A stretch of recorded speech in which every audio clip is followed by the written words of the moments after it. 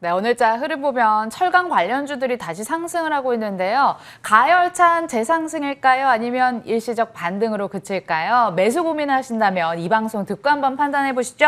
현대차증권 박현욱 철강 비철금속 담당하시는 애널리스트 모셔봤습니다. 안녕하세요. 네, 안녕하세요. 네.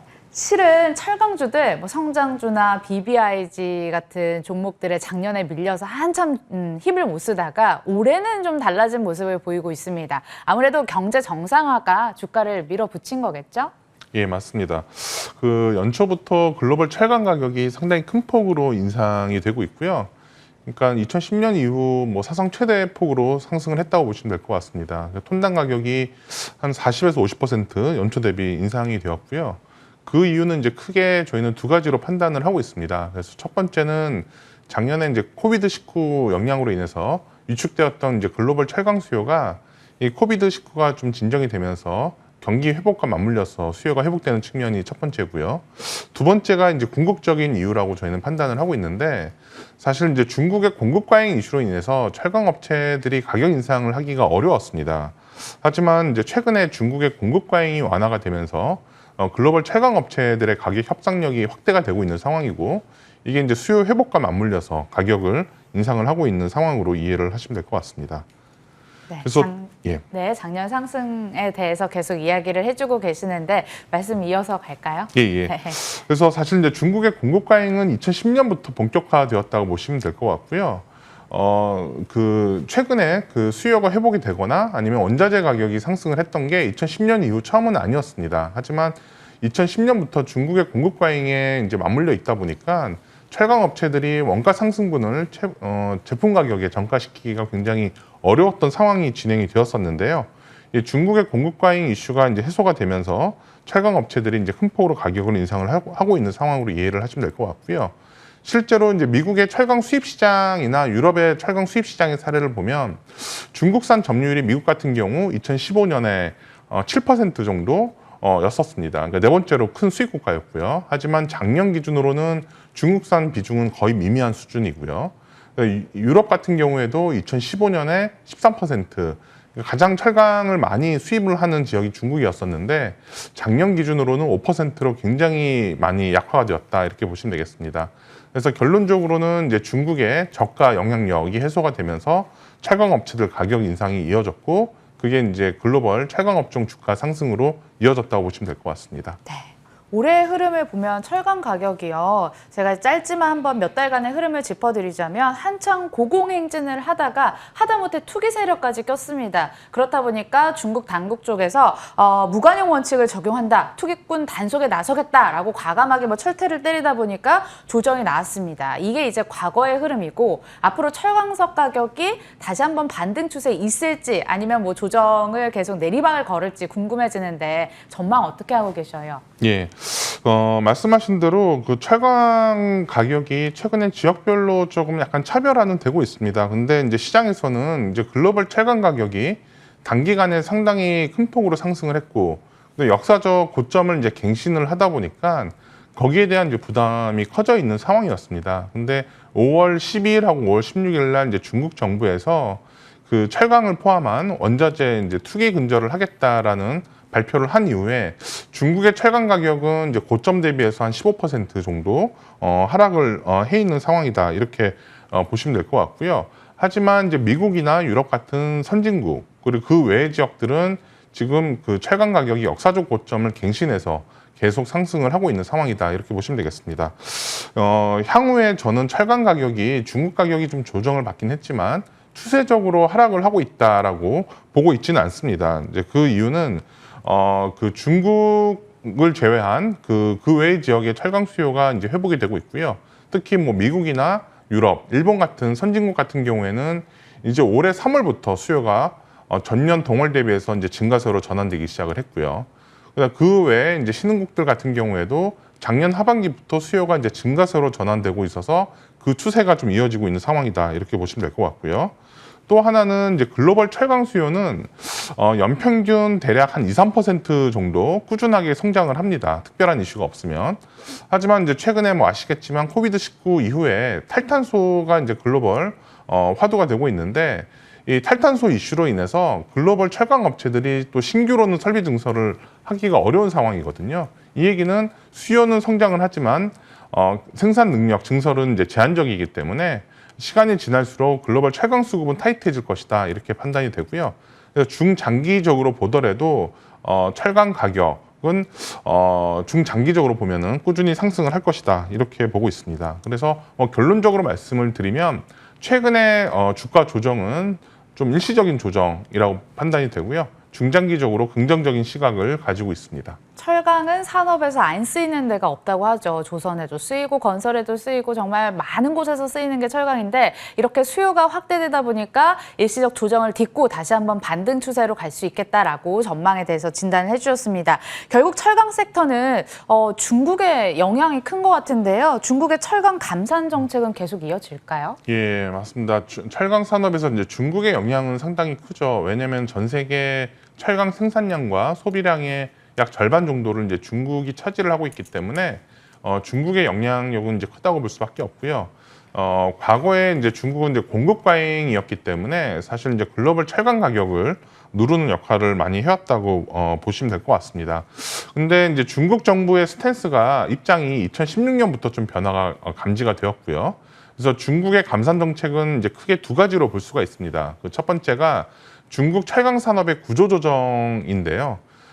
중국 정부는 2016년부터 2018년까지 약 1억 5천만 톤의 철강 생산 능력을 폐쇄를 했습니다. 중국의 생산 능력이 한 10억 톤 정도 되기 때문에 한 15% 정도의 생산 능력을 이제 폐쇄를 했다라고 보시면 될 것 같고요. 그게 이제 마무리되고 나서는 이제 중국 정부에서는 2025년, 그러니까 14차 5개년 경제 계획이 되겠죠. 중국 입장에서는 2025년까지 중국 상위 10개사의 점유율을 60%까지 올리겠다는 게 목표입니다. 근데 작년 기준으로 중국 상위 10개사의 그 철강 상위 10개사의 점유율이 약 39%였거든요. 이 얘기는 향후에 중국 철강 업체들의 M&A가 상당히 크게 활발히 진행이 될 것이다라는 의미가 되겠고요. 실제로 중국 내에서는 철강 업체들 간의 M&A가 계속 이어지고 있는 상황입니다. 결국 중국 철강 업체들의 구조 조정은 철강 업체들의 이제 가격 협상력을 이제 확대를 시킬 거기 때문에 뭐 가격이나 실적 측면에서는 긍정적이다 이렇게 좀 볼 수가 있고요.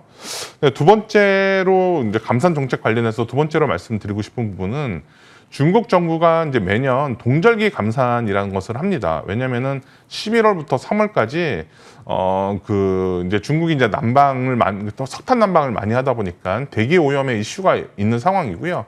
그러다 보니 이제 철강 업체들의 감산을 명령을 하고 있는 상황인데 중국이 내년 2월에 이제 중국 북경 동계올림픽이 있습니다. 이렇게 보면은 어느 때보다도 중국 정부 입장에서는 대기 오염에 대해서 신경을 쓸 수밖에 없고요. 그렇게 보면은 올해 11월부터 내년 3월까지 이어질 중국의 동절기 감산은 좀 의미 있게 시행이 될 가능성이 있다고 저는 판단이 되고, 그거는 결국 이제 중국의 철강 수급을 타이트하게 만들 것이기 때문에 역시 철강 가격이나 실적에는 긍정적인 영향을 줄 것으로 저희는 예상을 하고 있습니다. 국내 철강 대표주들 2분기 실적 전망도 궁금한데요. 기사 좀만 찾아보면 빨간불이 켜졌다느니 어닝 서프라이즈를 기대해 볼 수 있다느니 뭐 이런 긍정적인 이야기들이 들려오는데 실적 빨간불 켜져 있을까요? 정말 말 그대로. 예, 빨간불이 켜져 있습니다. 그 철강 업체들이 이제 1분기에 이어서 2분기에도 이제 어닝 서프라이즈를 저희는 이제 기대를 하고 있고요. 이제 국내 1위의 철강 업체인 포스코 같은 경우 2분기 이제 별도 영업이익 기준으로 저는 이제 1.5조 원 이상 나올 것으로 그렇게 예상을 하고 있습니다. 그래서 지금 현재 시장 컨센서스가 1.4조 원이기 때문에 그걸 상회하는 이제 큰 폭의 실적 개선을 이룰 것으로 예상이 되고요. 현대제철 역시 2분기 별도 영업이익 기준으로 4,400억 예상을 하고 있어서 뭐 전년 동기 대비, 전분기 대비 큰 폭으로 실적이 증가할 것으로 예상이 됩니다. 이렇게 철강 업체들이 실적이 큰 폭으로 개선되는 것은 앞서 말씀드렸듯이 철강 가격의 인상이 가장 큰 배경이라고 보시면 될 것 같고요. 실제로 국내 철강 업체들이 연초 대비 2분기 말까지 가격 인상을 보면 톤당 평균적으로 40에서 50만 원, 퍼센티지로는 40에서 50% 정도 가격 인상을 했다고 보시면 되겠고요. 이게 이제 실적 개선의 큰 원동력이다라고 보시면 될 것 같습니다. 잠시 후에 애널리스트님께서 철강주 최선호주도 꼽아 오셨으니까 조금만 더 기다려주시고요. 변수 그 사이 짚어봐야 될 것 같습니다. 철강은 이산화탄소 배출량이 많다고 하는데 전 세계적인 추세를 보면 친환경 쪽으로 계속 가고 있고 뭐 ESG 경영도 그렇고 중국의 탈탄소 선언도 그렇고 또 뭐 탄소 국경세 부담까지 신경이 쓰이는데 그럼 타격이 크다고 봐야 할까요? 예, 그게 일단 표면적으로 보면은 철강 업종이 그 탈탄소에서는 좀 그 부담이 크다라고 말씀을 드릴 수가 있습니다. 그러니까 철강 업종 같은 경우 전 세계 제조업 기준으로는 가장 많은 이산화탄소를 이제 배출하는 그런 산업으로 이해를 하시면 될 것 같고요. 근데 이제 코비드-19를 거치면서 각국 정부, 특히 EU 같은 경우에는 2050년까지 그 탄소 중립을 이제 선언을 했고요. 중국은 2060년까지 탄소 중립을 선언을 하면서 사실 이제 철강 업종에는 이제 위기의 요인이 되고 있다 이렇게 보시면 되겠습니다. 하지만 저는 이게 위기만 있는 게 아니고 기회 요인도 있다 이렇게 지금 판단을 하고 있고요. 일단 위기 요인으로 볼 수가 있는 거는 철강 업체들이 이산화탄소 배출량이 많기 때문에 이 탈탄소에 대한 대규모 투자가 이제 불가피합니다. 참고로 그 일본제철, 그다음에 아셀러미탈이라는 이제 글로벌 철강 업체들이 있는데 이들 업체들이 탈탄소 투자를 위해서 제시한 금액이 일본제철은 원화로 한 50조 원, 그다음에 아셀러미탈은 한 150조 원 정도 됩니다. 그러니까 엄청난 투자가 들어가야 되는 상황이고요. 또한 이제 철강 업체들이 이산화탄소 배출을 줄이기 위해서 철강을 생산을 할 때 통상 이제 석탄을 이용해서 환원을 하거든요.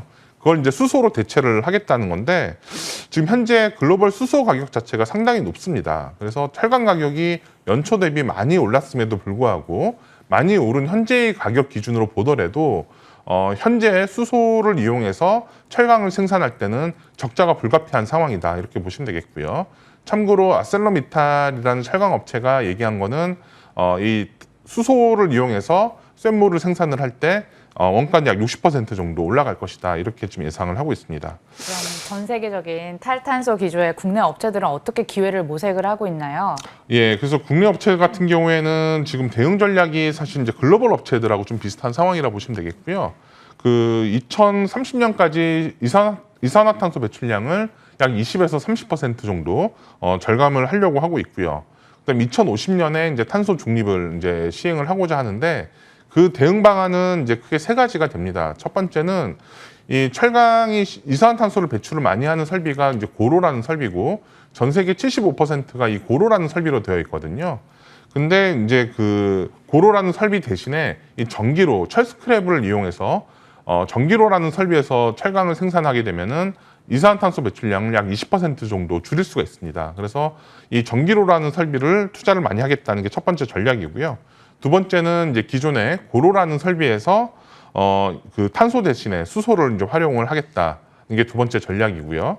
세 번째는 이제 수소를 이제 100% 활용하는 직접 환원 제철이라는 설비를 이용을 하겠다는 게 전략으로 보시면 되겠고요. 국내 포스코 같은 경우에는 이미 수소를 이용을 해서 철강을 생산을 하고 있습니다. 그러니까 파이넥스라는 설비를 보유를 하고 있기 때문에 글로벌 철강 업체들 중에서는 가장 기술적으로는 좀 앞서가고 있는 상황이다 이렇게 평가가 되고요. 현대제철 역시 전기로라는 설비가 전체 캐파의 한 절반 정도 되기 때문에 이산탄소 배출에서는 조금 유리한 측면이 있다 이렇게 평가를 할 수가 있을 것 같습니다. 네, 좋습니다. 마지막 질문이 되겠습니다. 철강주 전망 밝게 보시는 것 같은데 조금 더 이야기 이어보고요.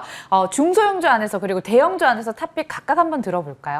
예, 그 철강업종 대형주는 철강업종 이제 최선호주는 이제 포스코랑 현대제철 같은 이제 대형주를 추천을 드리고 있고요. 예, 포스코랑 현대제철이 이제 밸류에이션으로 봤을 때도 철강 글로벌 피어나 국내 피어들 대비해서 상당히 많이 저평가가 되어 있는 상황이다. 그래서 저평가 매력이 있다라고 저는 판단을 하고 있기 때문에 추천을 드리고 있고요. 한편 이제 중소형주 중에서는 이제 철근 업체들을 또 추천을 드리고 있습니다. 그 이유가 이 전방 산업이 이제 주택 쪽이 되고요. 최소한 2023년까지는 국내 철근 수요가 늘어날 것으로 예상이 되기 때문에 철근 업체들의 실적이 계속 증가할 것으로 예상이 됩니다. 그러니까 대표적인 업체는 대한제강, 한국철강을 추천을 드릴 수가 있을 것 같습니다. 좋습니다. 전 세계 경쟁 업체 대비 저평가 매력이 살아있다고 하시면서 대형주 안에선 포스코와 현대제철 관심이 유효하겠다라고 말씀해 주셨고요. 중소형주 관련 종목 중엔 철근 수요 증가의 힌트를 얻으셔서 대한제강, 한국철강에 관심이 좋겠다고 또 일러주셨네요. 예, 이렇게 베스트 애널리스트에게 듣는다 지금까지 현대차증권 박현욱 철강 담당 애널리스트와 함께했습니다. 말씀 고맙습니다. 네, 감사합니다. 네, 1부도 여기까지 진행을 해보도록 하겠습니다. 양시장 오늘 종가까지 큰 무리 없이 또 진행이 될 것으로 전망이 되다 보니까 2부도 함께 해주시고요. 전략과 함께 전망도 세워드릴 테니까 이어서 또 시청을 해주시길 바라겠습니다. 1부는 여기서 인사드릴게요. 끝까지 시청해주신 여러분 고맙습니다.